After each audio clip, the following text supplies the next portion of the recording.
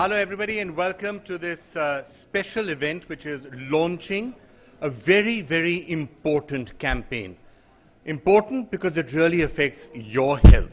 It affects every single person's health, and this is a campaign that you need to keep following, you need to be part of, because quite literally it could save your life. And this is the NDTV-Fortis Health4U campaign that we are kicking off out here right now, and we're going to be taking you through over the next period of a few months, lots and lots of things to do with your health and how they can become really, really important. Now, it has particularly become notable in the recent times that the infectious diseases which once used to kill a lot of people aren't quite that much anymore. They aren't as dangerous, or if they are as dangerous, at least there are some solutions for them. But in a number of other places, lifestyle diseases and others, they are continuing to be out there, and they are becoming bigger killers than ever. Malvinder, why don't I start off with you first? For Indians, over the next many years, 75% of diseases are going to be emanating out of non-communicable diseases. And that is going to increase because of development of the nation, because of our lifestyles, because of our hectic schedules, and the jobs and the way we run our daily lives. So I think it's very important we recognize and understand that we need to move from sickness to wellness, from treatment to prevention. And this whole aspect about prevention, about staying healthy, about living healthy, about being able to eat right, exercise, is very, very critical. And I'll just end by one point. All you need to do is to walk 30 minutes a day. And by doing so, you would be able to reduce the risk of diabetes by 50%. And I can tell you, India today is the global capital of cardiac diseases, of diabetes, and also of oncology. And therefore, for us as a nation, if we wish to grow, if we wish to be a healthy nation, we must be able to be healthy citizens. I think, we pay so much to enroll in a gym and to get the fanciest trainers, but it actually begins with us, and it begins in the most simplest way. If you live in a building, take the stairs. If you're at an airport, use the stairs. Don't use the escalator. Walk up and down the stairs. If you live 15-20 minutes away from your workplace, you can walk to your workplace.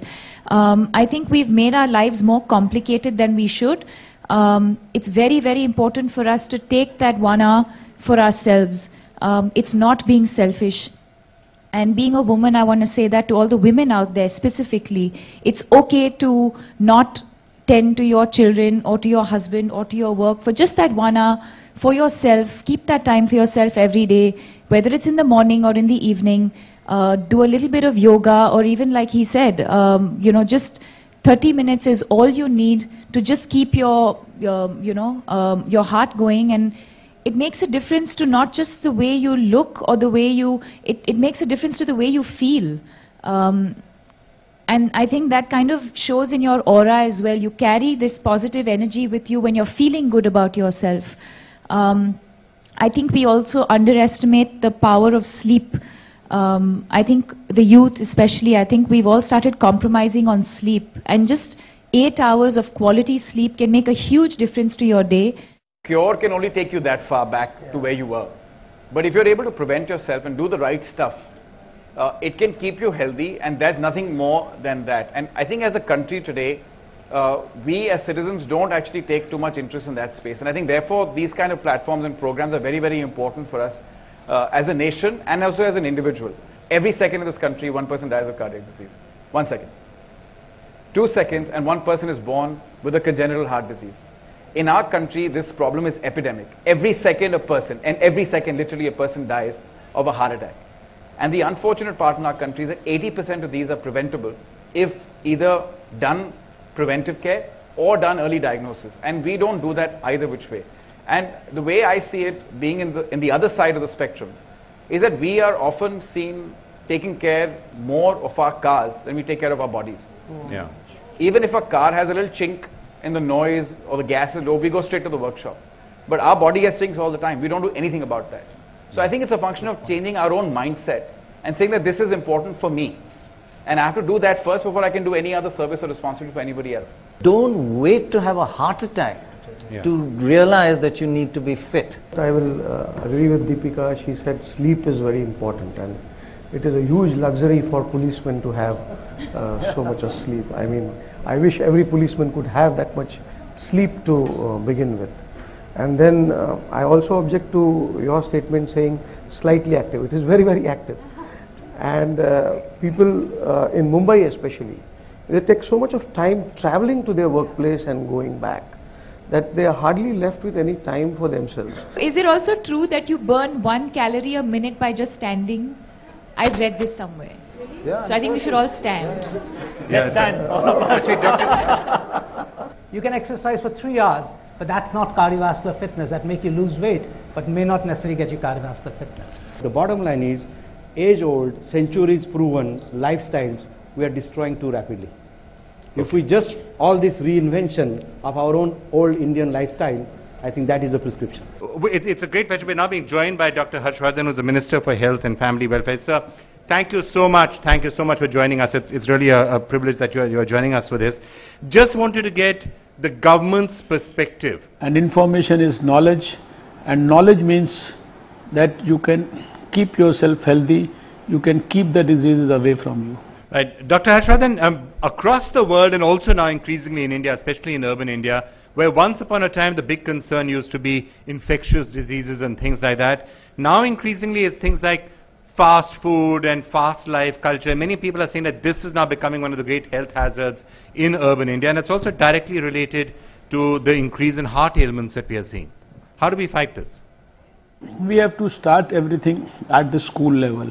We have to make sure that the education departments, they not only are concerned about the academic educational part of getting the course completed, and then the person getting a pass percentage and then getting on to the next class. They also have to make sure that the children, they develop good values, they develop good healthy habits, their food habits are good, and apart from this, it has to go into the colleges also, youth, wherever they are. They have to be involved in developing a strong movement. And I would suggest that eating good healthy food, it should become a sign of modern tendencies, rather than eating junk food or the fast food, whatever you call. That fast food is not modern. Today modern is what is healthy, and that's the trend in the West also. All right, Dr. Harshvardhan, it's such a pleasure to hear from you and to listen to you, and we wish you all possible support from all of our sides in whatever we can do. Deepika, in your home, who does the pushing for more and more exercise? You or your dad? Dad. No, I think we're all four of us. Daughters are the problem, dads are the answer. No, yeah. All 4 of us are very, very health conscious, and I think, of course, it stems from Dad being an athlete, and the fact that from a very young age, they encouraged us to go out, play downstairs in the building every day, cycle, play cricket with the boys, you know, just get out of the house. But yeah, I think kids today prefer just being at home and, you know, They play a lot of football, but it's FIFA on the Xbox, which is slightly worrying. Or, you know, what are you doing? I'm playing football. Oh, that sounds good. Yeah, but I'm playing it on the Xbox, and then that sort of ruins the purpose. Yeah, I think if you start at a very young age and encourage your children to go out and play in the garden and play with other children in the building, learn cycling, you know, swimming, whatever it is. It has to start at that age. Otherwise, it gets very, very difficult later on in life to kind of make that a part of your lifestyle.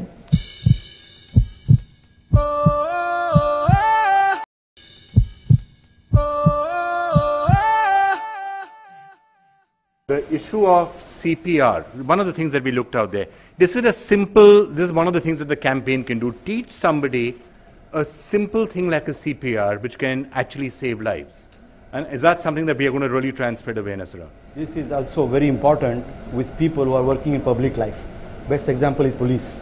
We have been training our personnel, especially the traffic police personnel, because the traffic police is out there on the road constantly.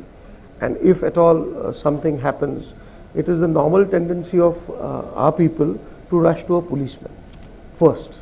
Even if somebody else in the crowd is aware and able to do something, he won't take the responsibility as such. And therefore it is all the more imperative for our people to be trained, our personnel to be trained. But I would like to submit over here that even hospital personnel who are not doctors need to be trained. Because the first person to be encountered if a person is rushed in the hospital need not be a nurse or a doctor. It could be a ward boy, it could be anyone. Somebody just said policemen are meant to give people heart attacks. CPR can be done by any individual. It's not a doctor or somebody like that or a policeman. Every citizen must know that you can save a life. So that's a simple sort of a thing which everybody should learn. Each and every one of you should learn what to do if somebody suddenly has a heart attack or collapses in front of you. It's not that difficult to learn, and if you do it, you can save lives, perhaps including in your own family. Can I just say that the motto should be, let's make India heart safe. That's what it is. Let's make Mumbai heart safe, let's make Delhi heart safe, let's make India heart safe. And one of the things that we're going to be doing in this campaign is we are going to be having actual camps, CPR camps, where we're going to be training people in all corners of the country. So, you know, we'll flash them for you, and do come along for any of them if you get the chance. I just want to move on a bit and now start coming to some of the people we have out here. First of all, on the question of India being a risky country specifically for heart disease. Now, we quite often hear that Indians have got some sort of a gene. There's a genetic predisposition to heart ailments. Is that the case? We all have to consider ourselves as loaded guns. We are genetically predisposed. The growth of heart disease in the last 30 years has been like 300% in the last 30 years. Deaths from heart disease in India are rising, deaths from heart disease in the Western world are falling. We are 3 times more prone than Americans to have coronary artery disease, 5 times more prone than Chinese, 20 times more prone than Japanese. So we actually are all that, but lifestyle in the last 30 years has contributed to 85% of the increase rather than genetics alone. Kirti Parashar Varun, I start with you. Now, you, in a sense, went through a heart transplant. There's a history, and again, that genetic factor is something that causes concern in your family. There is. Anika, let me just ask you, is a good idea or a bad idea, or what made you think of going for that testing? Well, because our family, my mother is one of 4 sisters, 2 of whom have had heart transplants. It's also spread amongst our extended family because there are members of the family that we found over the last few years who've had heart transplants or need them. So it is a congenital condition in our family. We suspect my grandfather died of the same disease because at that time there was no cure. They weren't doing transplants. So that's the reason why we all got tested, our generation, and the next generation we still have to test as well. We should all become donors in the sense that we should sign cards that say we are prepared to donate our heart, because the shortage of organs is a huge problem in India. So I'd say next Valentine's Day, donate your heart. Sign a card donating your heart. Yeah, so I should just tell all the boys to give me their hearts. Yeah. Like physically, like just give it away. Okay, can I just go to Jasbir Singh Grewal, then Vijay, just to get your sense of everything that we've heard so far, and any suggestions or thoughts that come to you?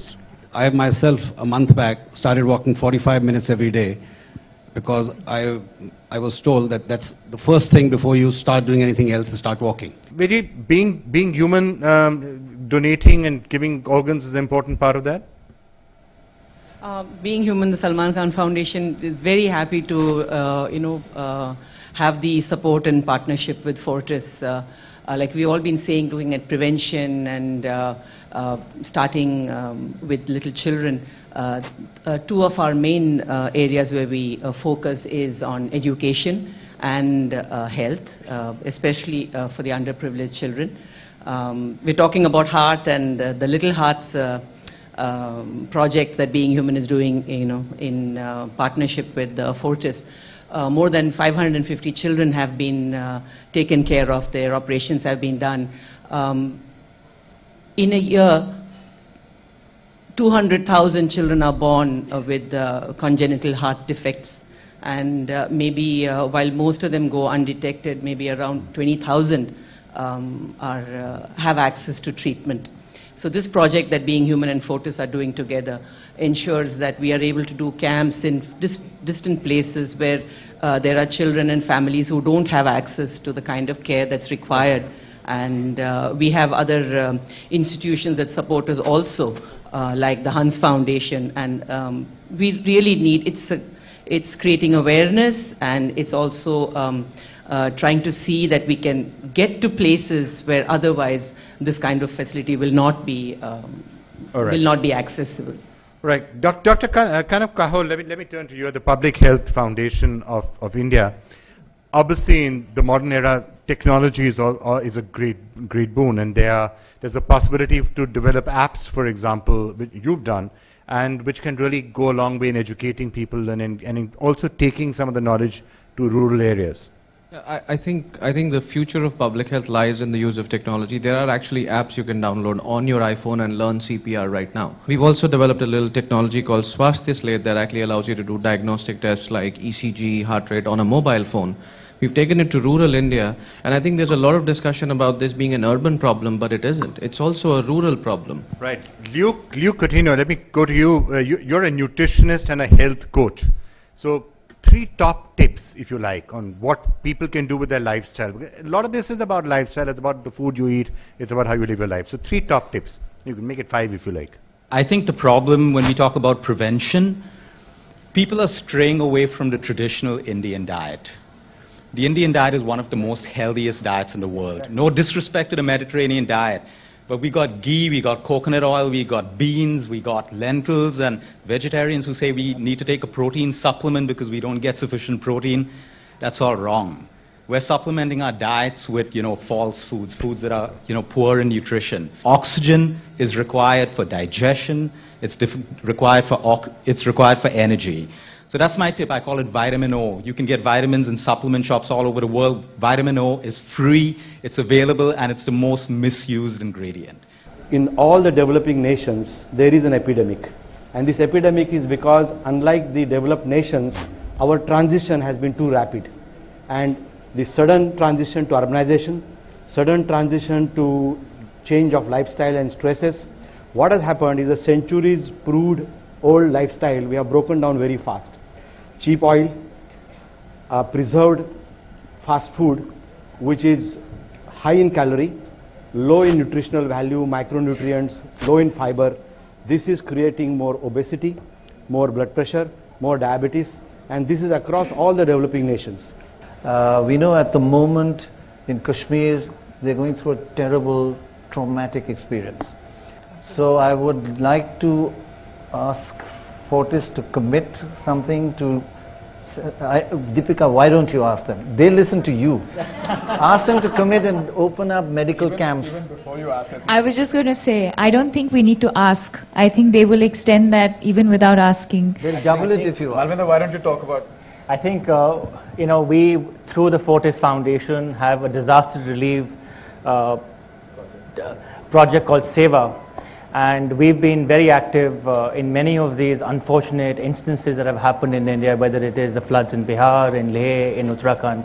And we already have ready 200 volunteers through the Fortis Foundation across our hospitals who are ready to go to J&K. We are awaiting instructions from the government. You're already planned. Already ready. That's great to hear. Deepika, really important for us, I think, to now start figuring out what can be done in Absolutely. And I think, I request everyone who's even watching this to make your little contribution. Nothing is too little, in whatever way you can. And there's various people, individuals, foundations. I'm sure NDTV is also helping out with the relief. Fortis is already. So in whatever little way you can, I request all of you to make your little contribution in whatever little way you can. I want to just take a minute. We've talked a lot about disease. We talked a lot about transplants as an example. I just want to throw some facts just to put it in context. We have 2 million people who have a cardiac problem in the country that die every year. We have 200,000 kids that get born every year with a congenital heart problem. That's 2.2 million people in the country that have a potential cure available. And as we know from the doctors, that most of these are curable. We have 23 million people who work in the private workforce in the country.